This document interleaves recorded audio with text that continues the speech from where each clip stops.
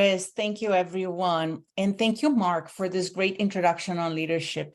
When we think of courage, calculated and conscientious, and the why of leadership, where does it come from? Where does all this, the courage, the calculation, the conscientious come from? That's a little bit of what I'm going to talk about today as I talk about the joy of leadership. And I think most people think that the joy of leadership is to have followers and to have many of them.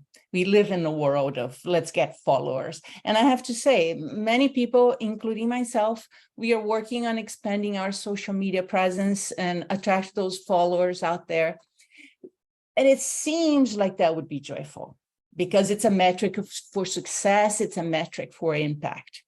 And it may seem like that's leadership, right? Because it becomes a vehicle for influencing others.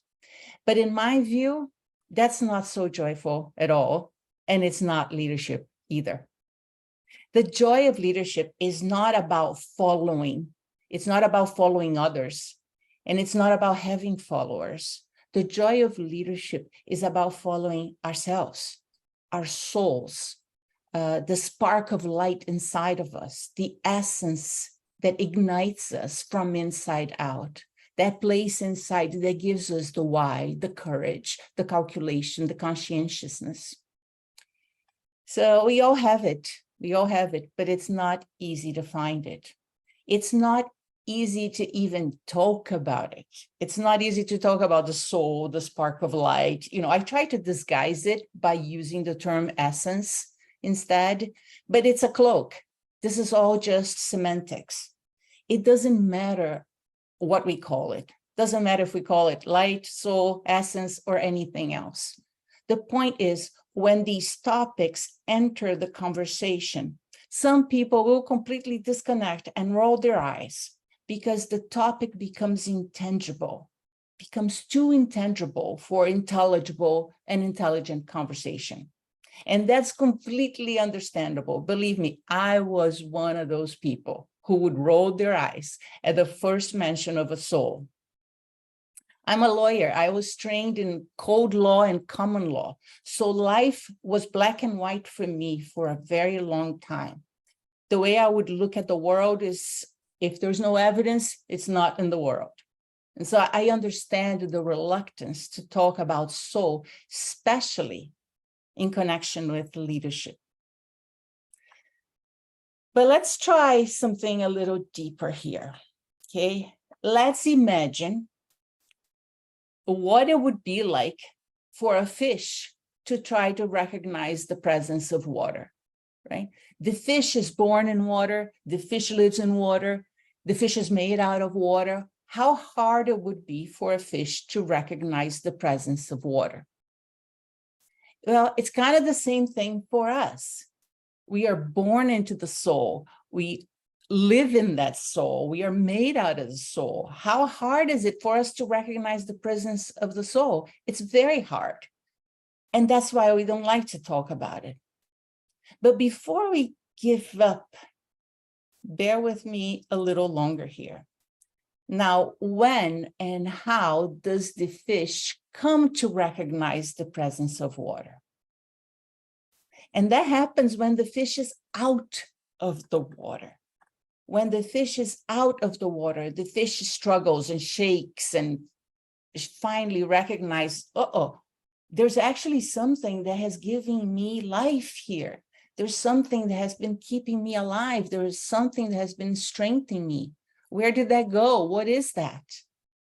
But that's the same thing that happens to us. We recognize the soul by distantiating ourselves from it. When we distance ourselves from our soul, we suffer.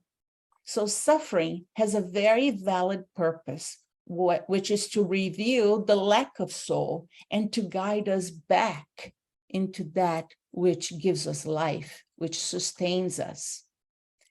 The difference, though, is that when the fish is out of water, it will fight, will struggle, it will rest, and it will wrestle, and it will do anything in its power to come back to water. The fish finally recognizes water is my life force.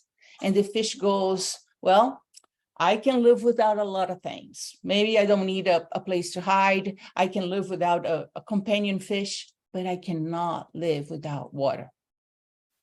And this is where we differ from the fish, because when we suffer, instead of looking for the soul, the life force inside of us, what we do is we blame someone else for our suffering.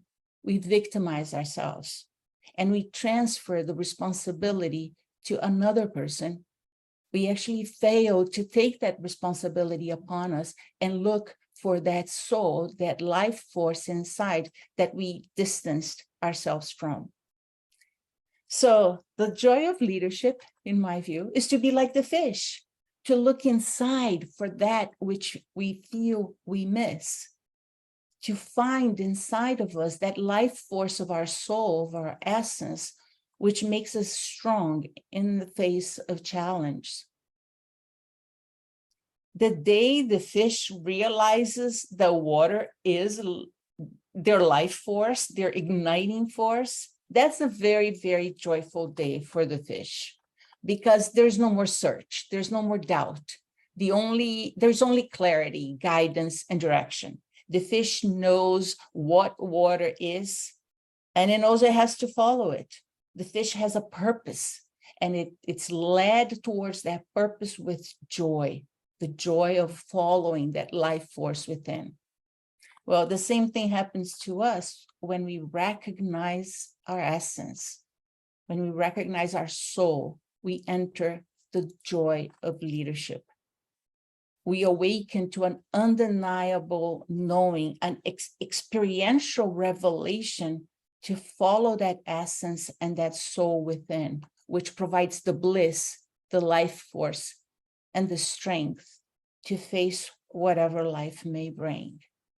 And that, to me, is the joy of leadership.